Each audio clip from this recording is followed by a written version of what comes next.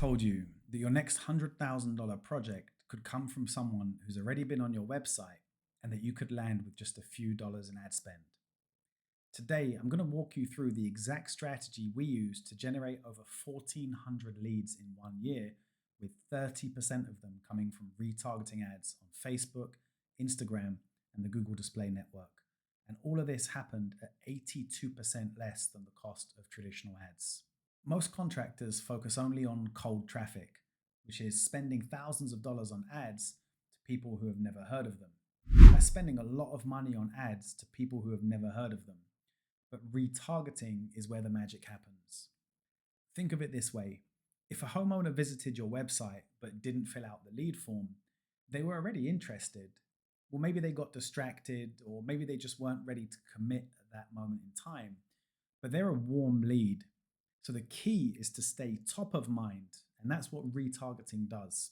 So what is retargeting and how do you set it up?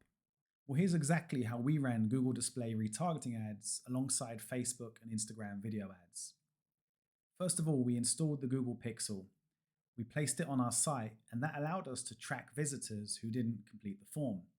Anybody who did complete the form was automatically excluded from retargeting, leaving only the visitors who came to the site but didn't convert. In Google Display Ads, we created image-based ads that followed prospects around the different websites that they visited. Imagine your ad popping up on the national newspaper site. From a homeowner's perspective, it looks like you're advertising on that site, even though it's just a Google ad placement.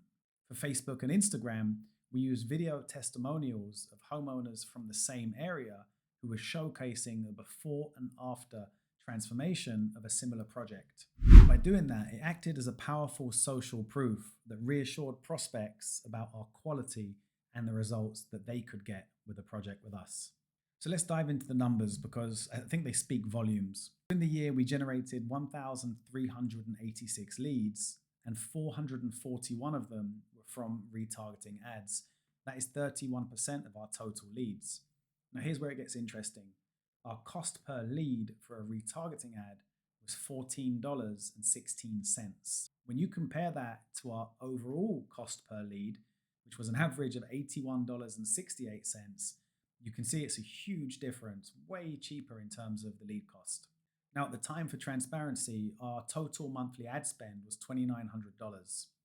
And yes, we had pretty high value projects, so you might not be able to spend the same amount of money, but the numbers don't really matter here. It's just something I'm showing you for transparency. You can still make this work on a smaller ad budget. Now, despite the fact we spent $2,900 on ads, we only spent $300 a month on retargeting, which was less than 10% of our total ad spend budget. So yes, 10% of our budget generated more than 30% of our leads. And the ROI when we were running this was just through the roof. We would typically close at least $50,000 of new project revenue every month. So our normal ROI was about 1,600% on our total ad spend. In our best month, we closed a $272,000 villa renovation project, and that gave us an ROI of over 9,000, which is still to date the best ROI I've ever had in a marketing campaign in my entire 20 plus years of marketing. So you might be wondering, well, okay, why are retargeting ads so cheap if they're so effective? Well, the first thing is retargeting ads are about 90% less than regular Facebook or Google ads. The reason for that is these are warm leads who have already interacted with your brand, so they're more likely to convert than cold traffic. Also, because you're giving that data to Google or to Facebook, you're saying, here's a website visitor of mine, show ads to them. Compared to the normal way where you say, give me everybody who's interested in roofing in Detroit. And then the platform has to go and find those people for you. So the fact you're bringing the data means it's more affordable. It's also highly targeted. Those regular interest-based ads where you target an interest in a location, they're way more general. These are people who are just at different stages of wanting to buy.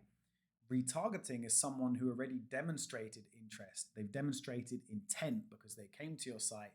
So you know that they're closer to wanting to engage with you. And that's why they're just way more effective. And also because timing is everything. They were already searching for solutions when they visited your site. So by reappearing in their social feed and on other websites as they go around the web, It reminds them of you at the perfect moment. So there's a few common mistakes that are made during retargeting, and we learned these the hard way. So let me share them with you. First thing is, don't rely just on Facebook and Instagram ads for retargeting. Yes, it's easier, but Google display ads are far more profitable. In our experience, they're just so much more powerful for generating results. In our entire year, the 440 leads were from Google display ads. I think we had something like 15 leads from Instagram and Facebook. The first mistake is, don't rely solely on Facebook and Instagram ads. Google display ads often get ignored by contractors because they seem more complicated. In our experience, they were way more powerful. The 441 leads were 99% from the Google display network. The Facebook and Instagram ads, they did help, but they didn't directly lead to business. What they did was help people see us again, and it built trust and social proof because they saw happy homeowners sharing their experience with us. And maybe they didn't click today from that ad, but in a few days they might have come back and found us. We couldn't always track that. With the Google display ads, they clicked on that ad, came to the site, filled out the lead form, and it was just the far superior retargeting source for us, and it probably will be for you also. The next common mistake is only having one retargeting ad campaign. We updated our ad design for these at least once a year because we wanted to showcase new projects. If we found that we weren't getting results from the retargeting campaign, we would update these quarterly. The idea is that people develop ad blindness. If they see the same ad again and again, they stop seeing it. So by updating the creative, the imagery, it gave something new. The key thing with that is make sure that your brand is consistent on it. You want the brand recognition of them seeing your logo and knowing who you are, but the imagery should feel novel and unique. Now, the last thing is that you always have to drive traffic to your site in order to have people to retarget. The remaining 90% of our ad budget was spent on typical awareness ads, so running ads in Facebook and also Google keyword ads, right? Where someone types in roofer in Detroit and we would appear at the top. Without that traffic, there's nobody to retarget. So yes, you do need to run traditional ads. No, you can't just do retargeting. They kind of go together and you have to do both. To make sure your campaigns are working, there are a few key metrics you should track. The first is impressions. So that shows you how many times your ads have been shown. If you're getting a really small number here, then this is usually going to be because of ad budget. So you need to increase the budget so more people see the ad in their feed. If you're getting impressions, but you're not getting enough clicks, meaning anything less than 1%, then it's probably to do with how the ad looks or the pitch or offer that you're making in the ad. So the goal here, or the strategy to fix things, is to change that, do some testing in different ads. Go to the Facebook ad library, see what your competitors are doing. When you adapt that and you're getting clicks, then you can move on to the next one, which is landing page sessions. In this one, people have seen the ad and they've clicked, and now you want to make sure that they're getting to the landing page. For us, we had specific pages where we would have, let's say, 100 people click, and only about 30 of them would go to the landing page. Well, the reason for that was our page was taking too long to load. As soon as we fixed that, we went up to having 80% of those people making it to the landing page.